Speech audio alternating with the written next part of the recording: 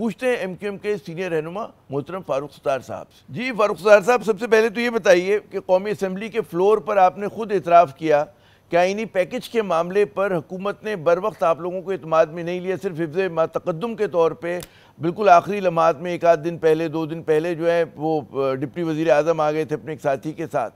तो क्या वजह है कि आपके अल्फाज अगर मैं दोहराऊँ कि एमक्यूएम को टेकन फॉर ग्रांटेड क्यों लिया जा रहा है जनाब? मेरे ख्याल में ये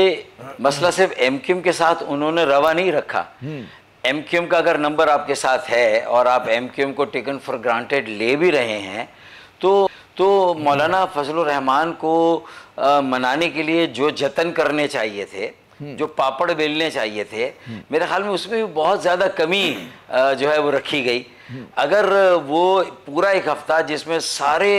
नेशनल असेंबली के मेंबर्स और सेनेट के मेंबर्स, इवन अपोजिशन को भी ये था कि अगर मुखालफत बराए मुखालफत में इस आइनी तरमीमी बिल की मुखालफत उन्होंने करनी थी, जिसका बुनियादी मकसद अदलिया के निज़ाम को बेहतर बनाना और वफाकी आइनी अदालत को कायम करना, ताकि जो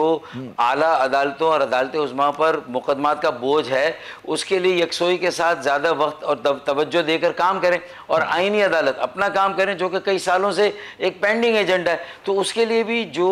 प्रिपरेशन होनी चाहिए थी, जो तैयारी थी, वो नहीं थी। और जो जिस तरह की अहलियत और स्किल की ज़रूरत थी वो भी नज़र नहीं आया, और जिस तरह की पॉलिटिक्स की ज़रूरत थी बदकिस्मती से वो भी नज़र नहीं आई। तो जाहिर है कि एक दाना दोस्त होते हुए, एक वाइज फ्रेंड के तौर पर हमने अपने हलीफ को शिकायत की। मैंने बिल्कुल खुलकर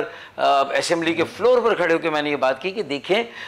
कॉन्स्टिट्यूशनल अमेंडमेंट एक मुख्तलिफ अमेंडमेंट है, उसकी अहमियत कई गुना ज़्यादा है, और एक आम जो कानून साजी उसमें और आइनी तरमीम की कानून साजी में बड़ा फ़र्क है। तो आप उस सीरियसनेस का मुजाहरा भी करें, उस तरह की इंक्लूज भी शो करें, हर पार्टी के पास अपनी मुख्तलिफ टीमों को भेज कर आप उनको किसी तरह उनके दिलों को जीतें, उनको राज़ी करें। लेकिन अगर आप ये काम नहीं कर रहे या नहीं करेंगे तो इसका मतलब ये है कि फिर आपकी खुद अपनी संजीदगी जो है वो उस पर एक सवाल आता है। तो मैंने तो खुलकर कहा कि हमें भी आखिरी दिन मुसव्वत जी आपने तो खुल के कहा। मेरा सवाल ये है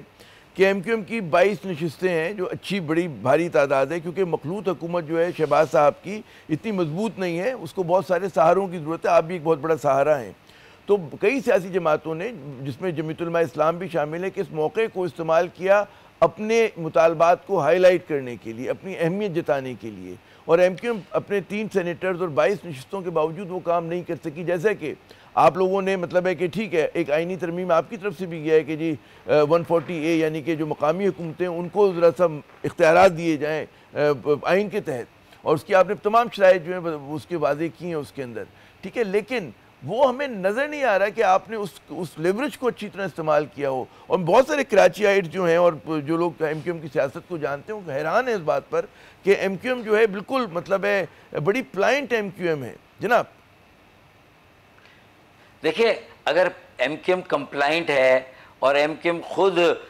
इस चीज़ को महसूस नहीं करी कि ये टाइम है कि हम पॉलिटिकली जो हमारे मेन एजेंडा उस पर अच्छी बार्गेन कर सकते हैं। अच्छा, तो मैंने जो आखिर में बात की थी उसमें सिर्फ ये थोड़ी गिला शिकवा किया था कि एमक्यूएम को टेकन फॉर ग्रांटेड लिया जाता है, उसमें मैंने ये वाली बात भी तो शामिल की थी कि भाई हमारे भी लापता अफराद हैं और उस पर भी हमारी बात हुई है। ये और बात है कि हमने धूल नहीं उड़ाई, हमने शोर नहीं मचाया, हम मीडिया ग्लेयर के सामने ये सारी चीज़ें लेकर नहीं गए, उस तरह की पॉलिटिक्स नहीं की जो मौलाना फजलुर रहमान ने इस अपॉर्चुनिटी का अपने एजेंडा को हाईलाइट करने के लिए पूरा फ़ायदा उठाया। हम ये कर सकते थे, लेकिन अगर हमारी बहुत सारी बातों को हमारे पार्टनर ने माना था और इस दौरान जो भी उनसे बातचीत हुई थी, चाहे उसमें लापता साथियों की बाजियाबी थी कि जिसके लिए खातमी मीटिंग अब होना है, जिसमें सारे रियासती इदारों को बुलाकर सामने बैठकर मोहसिन नकवी हो, प्राइम मिनिस्टर हो, डेप्यूटी प्राइम मिनिस्टर हो, और वहाँ सवाल किया जाए, बिल्कुल 2+2 4 की बात की जाए कि भाई है कहाँ ये जो 150-200 लोग अभी भी अपने घरों को नहीं वापस आए। 700 लोग आ गए वापस इस असना में कुछ 2-3 सालों में, जब से ये सारी जो है वो कॉन्फिडेंस बिल्डिंग मेजर्स हमने लिए और वहाँ से भी रेसिप्रोकेट हुआ। हुकूमतें जो बीच में थी केयर टेकर या उससे पहले, उन्होंने भी अच्छा रोल प्ले किया। तो मिसिंग पर्सन पे बात हमारी हुई है बिल्कुल, और सैर हासिल हुई है। फिर इसी तरीके से इंफ्रास्ट्रक्चर जो कराची का है उस पर जो K4 है वो अब शुरू होना चाहिए और उसे 2 सालों में ख़त्म होना चाहिए, और उसके लिए कितने पैसे दरकार, ये सारी बातें हमारी हुई है। और इसके अलावा जो है वो बाइख्तियार जो मकामी हुकूमतें हैं, वो आप लोगों की रेड लाइन है ना। सबसे बड़ा मुतालबा है कि अगर वो मसला हल हो जाए, मकामी हुकूमतों को इंतजामी इख्तियार मिल जाए, फाइनेंशियल अथॉरिटी मिल जाए, तो मसला हल हो जाता है। तो उसके ऊपर हमें नजर नहीं आया MQM की तरफ से, और खर्चा लोगों का यूं बढ़ रहा है। मुझे एक जुमला और कहने दें, एक जुमला और, कि खर्चा यूं बढ़ रहा है फारूक साहब के जब PTI का साथ छोड़ा था आप लोगों ने, तो आपने पीपल्स पार्टी से 17 नुकाती मुआहिदा किया, 27 नुकाती मुआहिदा आपने नून लीग के साथ किया। तो वो मतलब है आप लोगों ने तो अपना काम कर दिया, उनकी मदद कर दी, लेकिन उधर से वादे तो पूरे नहीं हुए। और लगता है ये कि MQM इस्तेमाल होती है और बार बार इस्तेमाल होती है, थोड़े बहुत खिलौने दे के बहला दिया जाता है, लेकिन आप लोग वो नहीं कर पाते, जो आपके असल अहदाफ हैं वो नहीं मिलते। जनाब देखिए, असल जो हमारा हदफ है वो तो 140 का जो आइनी तरमीमी बिल है कि उसको वाजे करना है, उसमें थोड़ा सा उसकी वजाहत करनी है कि कौन कौन से उमूर, कौन कौन से मजमून और कौन कौन से जो काम है वो बल्दियाती, शहरी या मकामी हुकूमत के तहत आने चाहिए, और फिर उनके लिए जो भी मकामी टैक्सेस या वसाइल हो सकते हैं वो कौन से हैं। और फिर सबसे बढ़कर जिस तरह सूबे और मरकज़ को कौमी मालियाती कमीशन से जो तकसीम है वो बराह रास्त उसके पैसे मिलते हैं, तो इसी तरीके से बल्दियाती इदारों, शहरों, और 130 ज़िले पाकिस्तान के, सिर्फ कराची का मसला नहीं है, तो पूरे तरक्की का इंजन बनाना इन 130 शहरों को, ज़िलों को। और पूरी दुनिया में तरक्की आज जो हो रही है वो अपने ज़िलों और शहरों को एम्पावर करके हो रही है, तरक्की का इंजन बनाए। और ये हमारे आइनी तरमीमी बिल, इसका टारगेट भी यही। इस पर तो MOU साइन कर लिया है PMLN ने, और PMLN ने यह भी कहा कि पीपल्स पार्टी इस पर किसी हाल में तैयार शायद ना हो जब तक आप बिलावल भुट्टो जरदारी से अलग से बात ना करें, जो कि हम उनको एंगेज करें, उनसे ये बात कर रहे हैं। और जब वो पहली बार आए थे आसिफ अली जरदारी के लिए सदारती वोट लेने के लिए, तो उन्होंने कहा था कि मैं बड़ा अमेज्ड हूँ, क्योंकि मुझे नहीं मालूम था कि MQM ये जो सारा एजेंडा जो बात कर रही है तो एक ग्लोबल एजेंडा है, पूरी दुनिया में इन सारी चीज़ों पे काम होता है। हम तो इसको उस नज़र से देख रहे थे कि ये अर्बन और रूरल सिंध की डिवाइड है इसमें, तो वो ओपन है। तो हमारी एक उम्मीद है बिलावल भुट्टो जरदारी साहब से कि वो समझते हैं कि लाड़काना नवाबशाह एम्पावर हो जाए तो उसमें बिलावल भुट्टो जरदारी साहब के इख्तियारात कहाँ कम होंगे, उनके फैसला करने की जो एक पोजीशन है उसमें तो कोई कंप्रोमाइज़ नहीं होगा। यही बात CM को समझनी, यही बात सूबाई वज़रा को समझनी, यही बात पूरी पीपल्स पार्टी। तो इसका मतलब है कि हमने ऐसा नहीं किया कि हम खामोश बैठे, हम एंगेज कर रहे हैं सबको। और PMLN ने कहा कि हम आपके साथ एक एक पार्टी के पास जाएंगे और इस आइनी तरमीमी बिल के लिए सबको राज़ी करेंगे, और अगर आप तैयार हैं कि ये बिल डिफीट भी हो जाए तो भी इसको असेंबली में लाके, सेनेट में लाके इस पर हम वोटिंग कराएंगे। और पीपल्स पार्टी अगर इस पर तैयार ना और वोट ना दे, और तो PTI का नंबर तो पीपल्स पार्टी से ज़्यादा है, और PTI का भी ये बुनियादी एक बेबी था, ये बल्दियाती इख्तियारात और वसाइल को और बल्दियाती इदारों को मौसर बनाना, बाइख्तियार बनाना, बावसीला बनाना उनका भी एजेंडा था। तो अगर PTI आ जाती है और पीपल्स पार्टी की जगह वो वोट देती है इसको, तो 2/3 तो हमारे पास मौजूद है। तो हम पीछे नहीं हटे, हमने PTI को भी इंगेज किया, हम JUI को भी इंगेज कर रहे हैं, हमने ANP अगर थोड़ी बहुत कहीं है, जमात इस्लामी की वैसे ही मेरे ख्याल में इस एजेंडे पर सपोर्ट होनी चाहिए, जो पार्लियामेंट में उसका खाल है ही नहीं उसकी प्रेजेंस। तो हमने उन सारी जमातों को जो मैटर करती हैं, जो बड़ी 3 जमातें जो है वो PMLN, PTI, पीपल्स पार्टी, उनको भी एंगेज कर रहे हैं। फारूक साहब, सुनने में बड़ी अच्छी लग रही है आपकी बात, सुनने में बड़ी अच्छी लग रही है, उम्मीद पे दुनिया कायम है, आपकी रजायत पसंदी बहुत अच्छी है। लेकिन सवाल ये पैदा होता है कि जब देखें ना कि ये वाला जो कॉन्स्टिट्यूशनल अमेंडमेंट का मामला है, कॉन्स्टिट्यूशनल कोर्ट का मामला है, बिलावल खुद लीड कर रहे हैं, ठीक है ना, तो उनकी पीपल्स पार्टी के लिए ये चीज़ बड़ी अहम है। तो हमेशा सियासत में कुछ गिव एंड टेक होता है, तो MQM पे लोग हमेशा से ये तनकीद करते रहे कि असूली जो उसके मौक़िफ़ होते हैं उस पर सिर्फ गिव इन, कहते हैं गिव और गिव होता है, खाली गिव करते रहते हैं आप लोग, टेक कुछ नहीं करते। वजारत मिल जाती है, गवर्नरशिप मिल जाती है, लेकिन जो शहरी सिंध के हकूक़ हैं या दीगर शहरों के हकूक़ हैं उस पर MQM फिर कॉम्प्रोमाइज़ कर लेती है। आप कभी सदर के ऊपर वोट डाल देते हैं, कभी आप कुछ कर देते हैं, PTI का साथ छोड़ देते हैं, और अब आप लोगों ने जैसे कि इसके ऊपर बात हो रही है इस आइनी तरमीम पे, तो लोग सवाल तो करेंगे आपसे। देखें जी, देखिए, मैं तो कभी उन सवालात से गुरेज करता ही नहीं,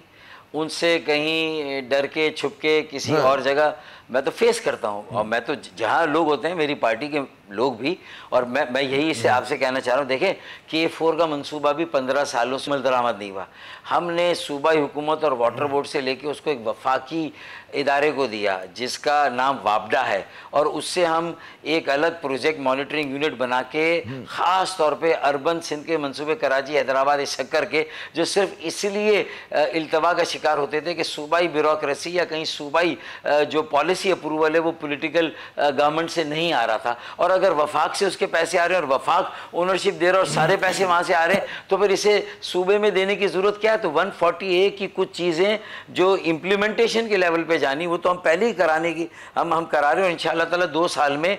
50-50 अरब रुपए हम रखवा रहे हैं, 50 अरब इस साल, 50 अरब अगले साल। तो ये हमारा देर ना मुतालबा था कि कराची को पानी की ज़रूरत है, तो इसका मतलब 140A का पूरा पैकेज अगर अभी थ्रू नहीं हो रहा, लेकिन उस पर पैडलिंग हो रही है, उस पर राह हमवार हो रही है, उस पर पार्टियों को एंगेज किया जा रहा है। इस लॉ के साथ क्लब, कॉन्स्टिट्यूशनल अमेंडमेंट के साथ हमने कोशिश की क्लब हो जाए, ये भी उसके साथ शामिल हो जाए, ये अच्छा रैपर होता, खूबसूरत रैपर होता। पिंडी, भावलपुर, कोयटा, पेशावर, मुल्तान, लाड़काना, नवाबशाह, जैकबाबाद, कश्मीर, ये सारे शहरों, वहाँ के लोगों, मेयर और काउंसिल को प्लीज करता। उसके साथ मिल नहीं रहा ना। आप लोग जो कह रहे हैं कि जी बड़ा खूबसूरत रैपर होता है, तो लेकिन वो रैपर नहीं बन पाया, और अभी इस काम के लिए मजीद इंतजार करना होगा। चलें एक और इशू पे आते हैं। आपने अपना मौक़िफ़ दे दिया इस चीज़ पर, क्योंकि वक्त कम है हमारे पास। हुकूमती जो आइनी पैकेज है उसकी किन किन नुकात से, मतलब 2-4 जो बड़े हैं उन पे आपको बिल्कुल इत्तेफाक है कि कॉन्स्टिट्यूशनल कोड बननी चाहिए, लेकिन बाद वकला बहुत उसकी मुखालफत करें? कोई ऐसे नुकात हैं जिस पे आपकी अपनी तहफ़्फ़ुज़ात हों, जहाँ पर आपने कुछ इख्तलाफ किया हो? जी देखिए, 18-20 साल से ये इस्लाहाती एजेंडा जो अदलिया के निज़ाम को बेहतर बनाकर लोगों की दहलीज तक इंसाफ को पहुँचाना, और ये जो हज़ारों मुकदमात का अंबार है, इसको आहिस्ता आहिस्ता कम करना, तो मेरे ख्याल में ये तो 20 साल से ये तमाम सियासी जमातें इस पर मुत्तफ़िक़ हैं, चाहे वो चार्टर ऑफ डेमोक्रेसी के साथ जो जुड़ी हुई थी उस वक्त, या वैसे ही देखें PTI भी चार्टर ऑफ डेमोक्रेसी की सारी जो एसेंशियल जो इसके नुकात है उसको सपोर्ट करती, और PTI के सरबराह उस पर एक सिग्नेचर भी सपोर्ट में मौजूद है। लेकिन देखें, कल सपोर्ट करते थे, अब तक करते थे, लेकिन अब चूंकि अपने इंटरेस्ट को सूट नहीं करता तो इसलिए मुखालफत कर रहे हैं, वरना उनके पास कोई जवाब नहीं है, JUI के पास भी और PTI के पास भी, के 2 बुनियादी नुकात हैं। एक तो वफाकी आइनी अदालत का क़याम, और पार्लियामान की बालादस्ती को अगर कायम करना है तो जुडिशरी के जजों की सिलेक्शन में, जहाँ जुडिशल कमीशन प्योरली जजों पर मुश्तमिल एक कमीशन है, उसमें 2 सेनेट, 2 कौमी असम्बली के, 2 हुकूमत के, 2 अपोजिशन के नुमाइंदों का वैल्यू ऐड करेगा, एक वैल्यू ऐड करेगा। और एक कमेंट ये कि लोग कहते हैं जी फिर कहाँ गई अदालत की आज़ादी और खुद मुख्तारी, कहाँ गई? अगर एग्जीक्यूटिव जो है वो पहली उसका जो है अपनी मर्जी से चीफ जस्टिस लगा रहा होगा, तो सवाल तो है फिर सीनियरिटी के ऊपर, अगर कि जी फिर उसके अंदर सिलेक्शन होगा, सियासी जमातों को उसमें इंटरफेरेंस होगा कि जी किसको जज बनाना है, किसको ये करना है, तो इससे तो बड़ा मसला होगा। और आखिरी बात ये जो बहुत अहम है कि जी सबसे ज़्यादा तो बोझ लोगों को जो तंग होते हैं वो तो लोअर कोर्ट में होते हैं, डिस्ट्रिक्ट कोर्ट में, उस पर तो आप लोग कोई बात ही नहीं कर रहे। और अगर सही तरह से पार्लिमानी निज़ाम चल रहा हो तो बहुत सारे आइनी मसाइल जाएँ भी ना कोर्ट में। तो ये आप लोग उल्टा नहीं पकड़ रहे इसको, घोड़े को, मतलब पीछे से नहीं आके नहीं कह रहे कि जी जो एक सही रास्ता है उसकी जगह एक मुतनाज़ा तरीके से चीज़ों को किया जा रहा है, जिसकी वजह से आप देख रहे हैं कि इतनी ज़्यादा रेजिस्टेंस है। जनाब देखिए, ये तरतीब तय करना तो सियासी जमातों का काम है कि वो किस तरह अपनी तरजीहात तय करते हैं। मिसाल के तौर पर अगर हम देखें 18वीं तरमीम और उसमें सूबों को खुद मुख्तारी मिली 50 साल के बाद जाकर मिली ना। पहले मजबूत मरकज़, मजबूत पाकिस्तान की ज़मानत था, फिर कहा गया मजबूत सूबे, तो चले मजबूत सूबे बना दिया आपने, और उन्होंने फिर इतना मजबूत हो गए कि उन्होंने बल्दियाती मकामी हुकूमतों के इख्तियारात भी ले लिए, तो वो मंतकी सफ़र रुक गया इख्तियारात की मुंतकली का। तो हमने वही कहा कि भाई 140 में इसे मज़ीद नीचे जाना चाहिए, वसाइल को भी, इख्तियारात को भी, टैक्सों को भी, रेवेन्यू को भी, सारी चीज़ों को। अच्छा, अब ये बात भी यानी कौम परस्त जमातें मान रही है, BNP इसको मान रही है, ANP इसको मान रही है, जो पहले नहीं मानती थी। तो ये एक पेशरफ्त है। इसी तरीके से ये ऊपर से नीचे आ रहे थे। अच्छा, तो ये, लेकिन नीचे के इख्तियारात आपको देने। अच्छा, अब इसी तरीके से अगर वफाकी आइनी अदालत वहाँ बनती है तो कल जो इस्लाहत होंगी वो हाई कोर्ट पर भी अगर जो है वो इस तरह मुकदमात का अंबार लगा हुआ और वहाँ से भी जो सीप करके के मुकदमात ऊपर सुप्रीम कोर्ट में आते हैं, तो जब सुप्रीम कोर्ट से रश कम होगा तो फिर हाई कोर्ट से भी जो रश आ रहा है उसको वहाँ कम करना है। लेकिन अभी आर्टिकल 199 में हाई कोर्ट का इख्तियार रखा गया है, आर्टिकल 184 में सुप्रीम कोर्ट के इख्तियार को, इसलिए कि वहाँ के 80,000 मुकदमात तो फारिग हो, फिर जो जो जो जो हाई कोर्ट में हम बारे उस पर भी बात हो जाएगी। तो ये साइकिल तो आगे चलनी है, इसे रुकना कहीं पर भी नहीं है। तो मैं ये समझता हूँ कि लेकिन अगर हाई कोर्ट की भी एक साथ आप पावर लेके वहाँ भी आईनी अदालतें बना देंगे तो मेरे ख्याल में ये बहुत ज्यादा पैरेलल जुडिशरी इतना आसान नहीं कायम करना। पहले मसला ये कि कानून साजी जो है, आईनी कानून साजी जो होती है वो बड़ा उस पर होती है, इत्तेफाक राय से होती है। 18वीं तरमीम पे भी कंसेंसस था, 73 में भी हुआ था। लेकिन चले, बहुत शुक्रिया फारूक साहब, आपने अपना कीमती वक्त दिया, अपने नुक्ता नजर को आपने। अच्छा, और देखिए आखिरी बात कि पार्लियामान की बालादस्ती है, आइन में ये नहीं कहा कि अदलिया की बालादस्ती है, तमाम इदारों में ये नहीं कहा इंतजामिया की बालादस्ती है, पार्लियामान की है, आइन की, दस्तूर की, और आइन और दस्तूर पार्लियामान को आइन की रूह के कहते हैं ना मुनासबत से कानून साजी करनी। बहुत शुक्रिया, आपने अपना कीमती वक्त दिया। नाज़रीन, यहाँ पर हम लेते हैं एक वक्फा। आपने नुक्ता नज़र सुना मुत्तहिदा कौमी मूवमेंट के सीनियर रहनुमा का। जब हम दोबारा आएंगे तो हमारे साथ जमीयत उलमा इस्लाम पाकिस्तान के जो है एक रहनुमा राशिद सुमरो साहब मौजूद होंगे, सीनियर रहनुमा हैं। उनसे बात करेंगे कि क्या इशारे हैं कि कितना जमीयत उलमा इस्लाम जो है तैयार हो गई है आईनी पैकेज पर और कितना उसको भी मज़ीद मनाना बाकी है।